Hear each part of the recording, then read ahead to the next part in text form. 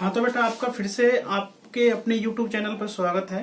हम third unit पर काम कर रहे थे। थर्ड यूनिट का हम जो टॉपिक था लास्ट वाला वो हम कर रहे थे difference between metallic conductors and electrolytic conductors. उस डिफरेंस से आगे हम अगले टॉपिक की तरफ चल रहे हैं। ध्यान से समझना है बेटा, क्योंकि बेसिक्स चल रहा है अभी इस यूनिट का और बेसिक्स समझना बहुत जरूरी है। ठीक है, अगर मैं फिर से आपको एक बार दोबारा से कहना चाहूंगा कि अभी भी आपने मेरे चैनल को शेयर और सब्सक्राइब नहीं किया है तो सबसे पहले आप शेयर और सब्सक्राइब करेंगे। तो देखो हम अगले टॉपिक की तरफ चलते हैं। इसमें अगला जो टॉपिक आता है दिस इज इलेक्ट्रोलाइट। अगला टॉपिक है इसमें इलेक्ट्रोलाइट।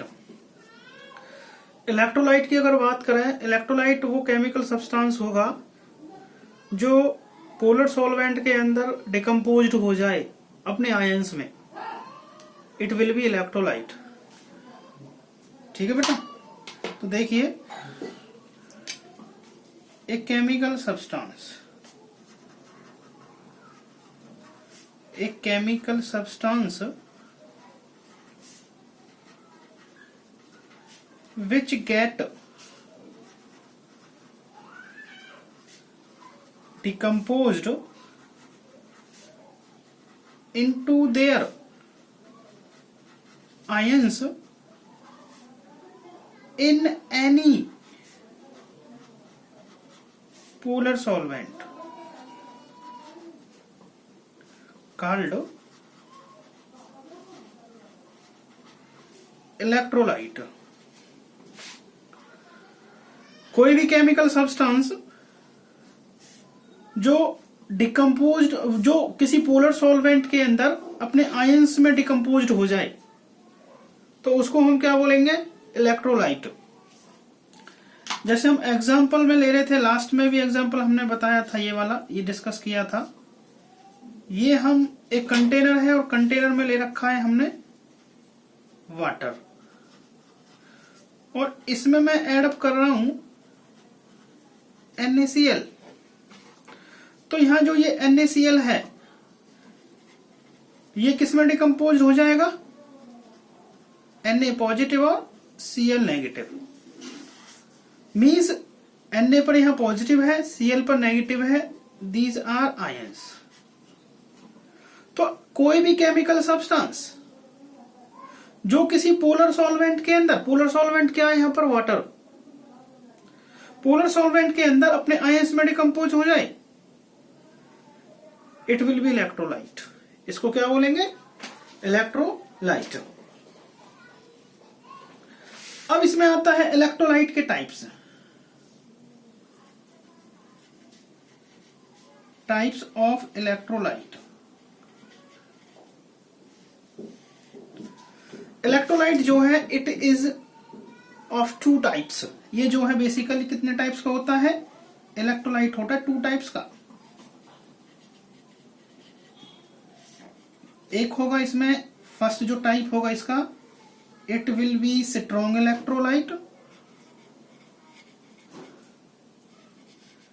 और जो दूसरा पार्ट है इसका, it will be weak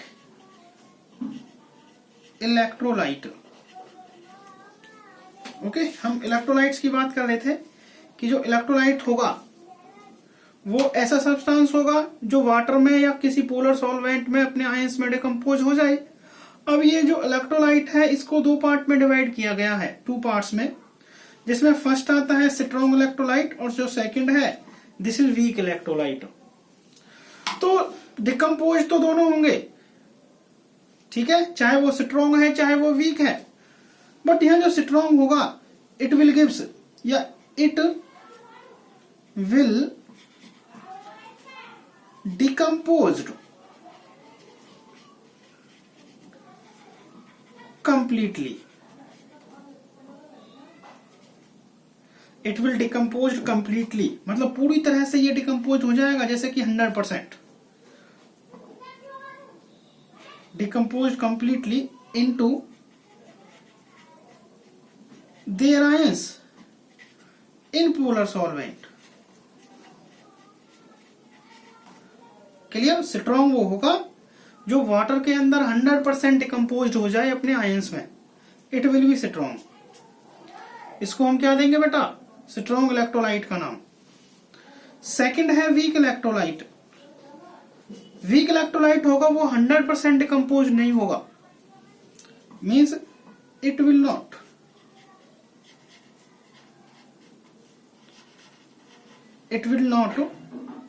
decomposed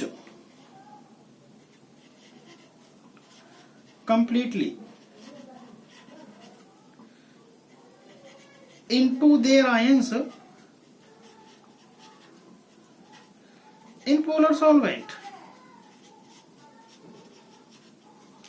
in polar solvent.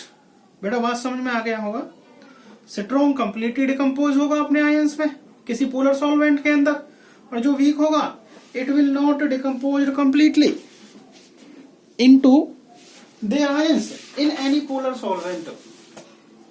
मेरी बात मेरे हिसाब से आपको क्लियर हो गई होगी कि जो स्ट्रॉन्ग इलेक्ट्रोलाइट होता है, स्ट्रॉन्ग इलेक्ट्रोलाइट पूरी तरह से पोलर सॉल्वेंट के अंदर डिकम्पोज हो जाता है, बट वीक इलेक्ट्रोलाइट जो होगा वो पूरी तरह से अपने आयंस में डिकम्पोज नहीं होगा। पूरी तरह से आयंस मतलब 100% डिकम्पोजिशन नहीं होगा वहां। बड़ा समझ में आ गई होगी मेरी बात। अगर मैं इनके एग्जाम्पल देखूं स्ट्रॉन्ग के और वीक के, स्ट्रॉन्ग इलेक्ट्रोलाइट में एग्जाम्पल कौन कौन से आ जाएंगे? जैसे कि हम लेके चल रहे हैं, स्ट्रॉन्ग में आएगा बेटा NaCl, ठीक है बेटा, KCl, HCl, इसके अलावा है आपका NaOH, NH4OH। ये हमारे किसके अंदर आने हैं? ये स्ट्रॉन्ग में आएंगे। किस में आएंगे बेटा? स्ट्रॉन्ग में। वीक इलेक्ट्रोलाइट में कौन कौन से आएंगे? Example acetic acid CH3COOH, carbonic acid H2CO3, इसके बाद में अमोनियम हाइड्रोक्साइड NH4OH। ये बेटा अमोनियम नाइट्रेट था, NH4NO3 था, यहाँ ध्यान रखना है। ये NH4 ammonium nitrite it is strong, और ammonium hydroxide it is weak. कैसा है ये वीक इलेक्ट्रोलाइट है। इसके अलावा HCl, ये हमारे किसके एग्जाम्पल हुए? वीक इलेक्ट्रोलाइट के। ठीक है बेटा, आगे देखो इलेक्ट्रोलाइट ये ऐसा केमिकल सब्सटेंस जो वाटर के अंदर या किसी पोलर सॉल्वेंट में डिकम्पोजिशन दे, मतलब आयंस में डिकम्पोजिशन हो जाए। इलेक्ट्रोलाइट अगर वो डिकम्पोजिशन बहुत ज्यादा होता है मीन्स 100% तो स्ट्रॉन्ग, अगर वो 100% से कम डिकम्पोजिशन है अपने आयंस में किसी पोलर सॉल्वेंट के अंदर, तो वो कौन सा इलेक्ट्रोलाइट होगा बेटा? Weak electrolyte. ठीक है, तो देखिए इसके एग्जाम्पल बता दिए हैं इसके स्ट्रॉन्ग में NaCl, KCl, HCl, NaOH और अमोनियम नाइट्राइट NH4NO3। नेक्स्ट अगर वीक इलेक्ट्रोलाइट में देखें, this is acetic acid, carbonic acid, ammonium hydroxide, HCl। ठीक है, ये किसके एग्जाम्पल है? Weak electrolyte. आगे जो टॉपिक है इसमें वो है बेटा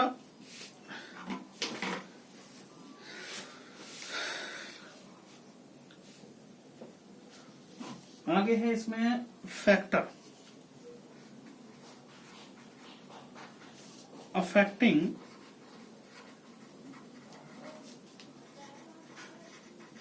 इलेक्ट्रिकल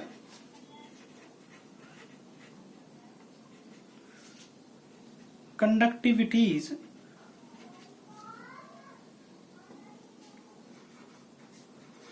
of electrolytic सॉल्यूशन।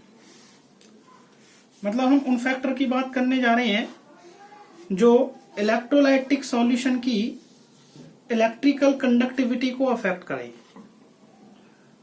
समझ में आ गया होगा टॉपिक।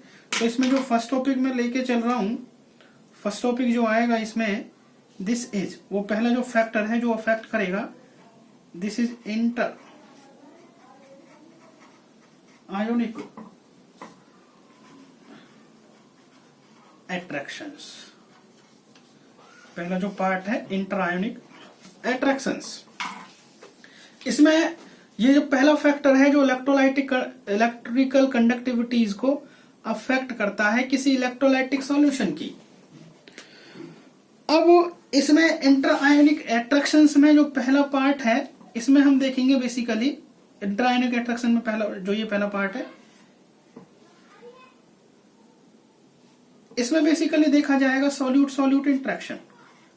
इसमें जो सॉल्यूट सॉल्यूट इंटरेक्शन है, इंटरेक्शन आर स्ट्रॉन्ग। ठीक है, सॉल्यूट मतलब जैसे हमने जो जिस इलेक्ट्रोलाइट को ऐड कर रहे थे सॉल्वेंट के अंदर, वो जो इलेक्ट्रोलाइट है उस इलेक्ट्रोलाइट के पार्टिकल्स के बीच में इंटरेक्शन अगर स्ट्रॉन्ग है तो क्या होगा, डिकम्पोजिशन विज लेस, मतलब वो पूरी तरह से पोलर सॉल्वेंट में नहीं टूट पाएगा। तो मैं यहां लिख रहा हूं अगर ये सॉल्यूट सॉल्यूट इंटरेक्शन स्ट्रॉन्ग है तो डिकम्पोजिशन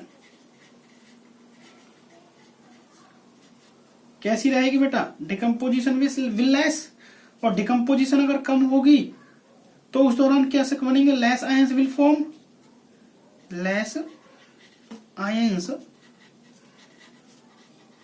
विल फॉर्म, और अगर आयंस हमारे कम बनेंगे तो इलेक्ट्रिकल कंडक्टिविटी कैसी रहेगी बेटा, लेस, हैंस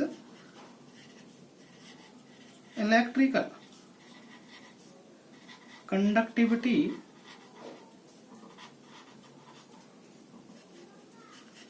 विल लेस। देखो बात समझ में आ गई होगी कि हम पहला जो फैक्टर पढ़ रहे हैं जो इलेक्ट्रिकल कंडक्टिविटी को अफेक्ट कर रहा है, this is inter ionic attractions.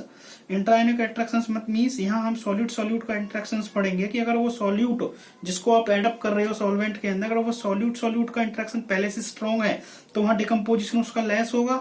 Decomposition less होने का मतलब क्या है कि आयंस कम फॉर्म होंगे, और आयंस कम फॉर्म होने का मतलब क्या है कि उसकी उस टाइप के सॉल्यूशन की इलेक्ट्रिकल कंडक्टिविटी रहेगी वो कैसी रहेगी बेटा, लेस रहेगी। ठीक है, सेकेंड पार्ट देखिए,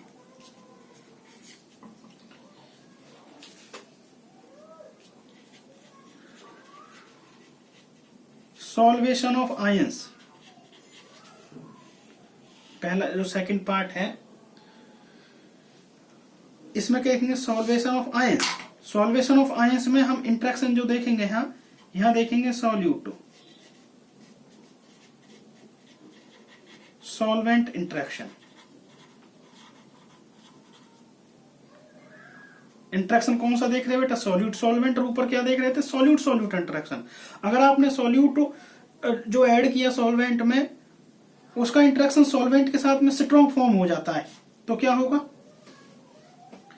सॉल्यूट सॉल्वेंट इंटरेक्शन हम लिख रहा हूं इफ सॉल्यूट, यहां पर solute solvent interaction is high, high मतलब मैं स्ट्रॉन्ग कह रहा हूं, अगर ये स्ट्रॉन्ग है तो क्या होगा बेटा,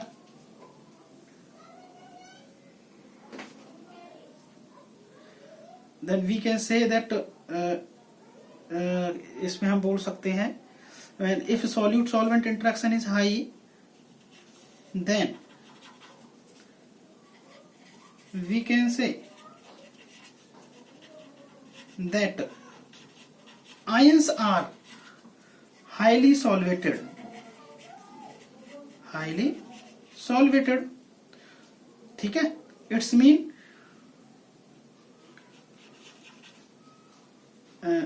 such type of solution have less electrical conductivity,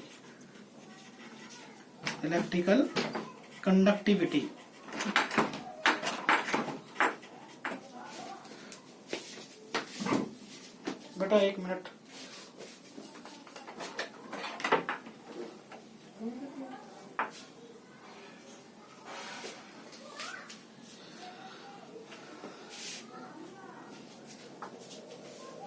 समझ में आ गया होगा। सॉल्वेशन ऑफ आयंस में क्या करना है कि यहां आपको सॉल्यूट सॉल्वेंट इंटरेक्शन देखना है।